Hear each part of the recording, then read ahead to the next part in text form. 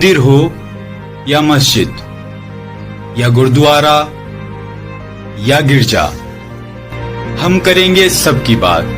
जी news की एक खास पेशकश हमारी आस्था में। उत्तर प्रदेश के जिला मुजफ्फरनगर के गांव चितौड़ा में सरदार वल्लभ भाई पटेल कृषि एवं प्रौद्योगिक विद्यालय मेरठ के तत्वाधान में द्वितीय कृषि विज्ञान केंद्र चितौड़ा के प्रशासनिक भवन का शिलान्यास किया गया। किसानों तक नई तकनीकी नई जानकारी पहुंचाने के उद्देश्य से कृषि विज्ञान केंद्र का शिलान्यास किया गया। इस शिलान्यास में उत्तर प्रदेश सरकार के कृषि कैबिनेट मंत्री सूर्य प्रताप शाही, केंद्रीय राज्य मंत्री डॉक्टर संजीव बालियान, राज्य मंत्री विजय कश्यप, राज्य मंत्री कपिल देव अग्रवाल, खतौली विधायक विक्रम सैनी, बुढ़ाना की विधायक उमेश मलिक, भारतीय जनता पार्टी के जिलाध्यक्ष विजय शुक्ला और विद्यालय के कुलपति डॉक्टर आर के मित्तल प्रमुख रूप से उपस्थित रहे और संयुक्त रूप से इसका शिलान्यास किया गया। केंद्रीय मंत्री संजीव बालियान ने बताया कि 2014 में कृषि विज्ञान केंद्र का अप्रूवल हुआ था। जब वे कृषि मंत्री थे, यह जो 20 केंद्र दिए गए थे उत्तर प्रदेश को उसी समय दिए गए थे और आज आप कह सकते हैं कि 6 वर्ष बाद इस कृषि विज्ञान केंद्र का शिलान्यास हुआ है। आज मुझे लगता है कि उत्तर प्रदेश का नहीं बल्कि इस देश का सबसे सुंदर कृषि विज्ञान केंद्र होगा। Bureau report.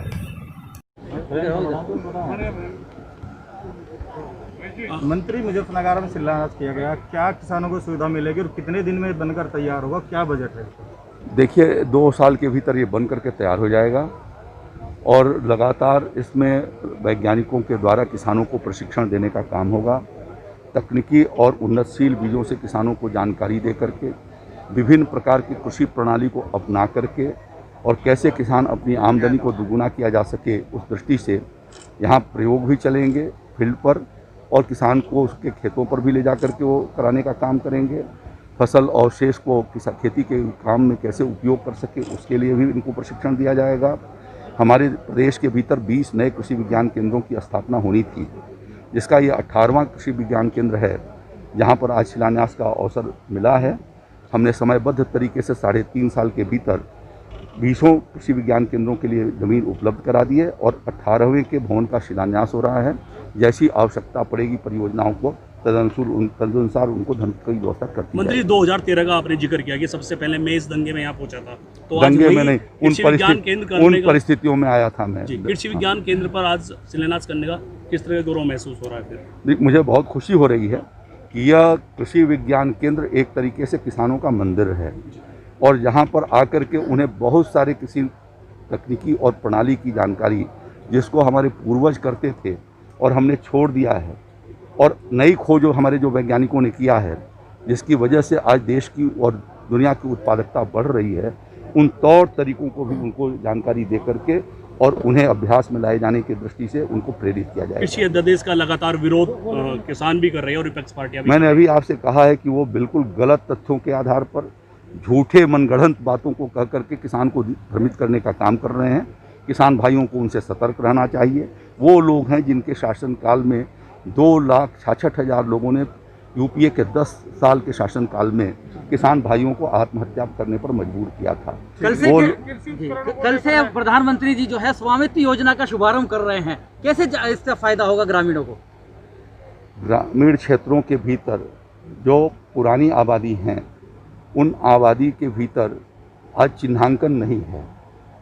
पहले ये व्यवस्था थी, जो ज़मींदारी के गांव थे उसमें तकसीमी माध्यम से उस समय चिन्हांकन होता था, लेकिन वो व्यवस्था टूटे हुए लगभग 70 साल के करीब हो रहे हैं।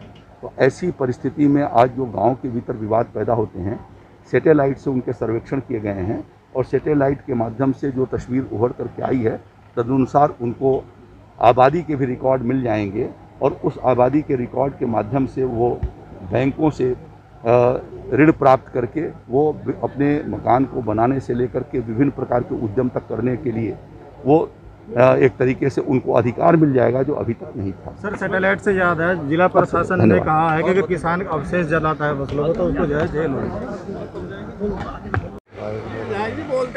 विधायक जी आज कृषि विज्ञान केंद्र का उद्घाटन किया है, किस तरह का लाभ लोगों को मिलने वाला है?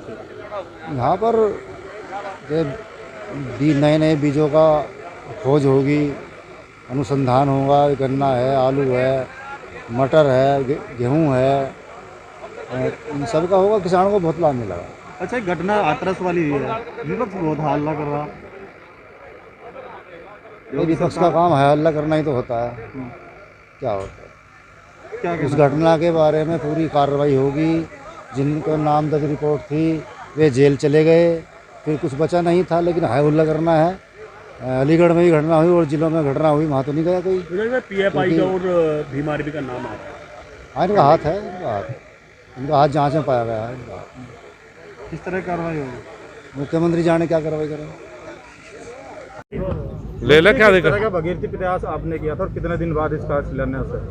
2014 में अप्रूवल हुआ था इस कृषि विज्ञान केंद्र का, जब मैं कृषि राज्य मंत्री था। जो 20 केवी के उत्तर प्रदेश को दिए थे उसी समय दिए गए थे, और आज कह सकते हैं अब 6 साल बाद इस कृषि विज्ञान केंद्र का शिलान्यास हुआ है। 2014 से 17 तक तो जमीन ही दी गई थी। जमीन देने से प्रदेश सरकार ने इनकार कर दिया था। केवीके में जमीन प्रदेश सरकार देती है, बाकी सारा खर्च केंद्र सरकार देती है, और जो यहाँ 16 लोग 7 साइंटिस्ट और बाकी स्टाफ था उसकी सैलरी भी केंद्र सरकार ही देती है। लेकिन 2014 से 17 तक 3 साल तक तो ज़मीन का प्रस्ताव ही नहीं किया प्रदेश सरकार ने। उसके बाद प्रस्ताव करवाया गया, फिर इन्वायरमेंट की क्लियरेंस, तो समय लगा। लेकिन आज शायद मुझे लगता है कि उत्तर प्रदेश का नहीं, देश का सबसे सुंदर केवीके का निर्माण इस जगह पे होगा। चलिए सर।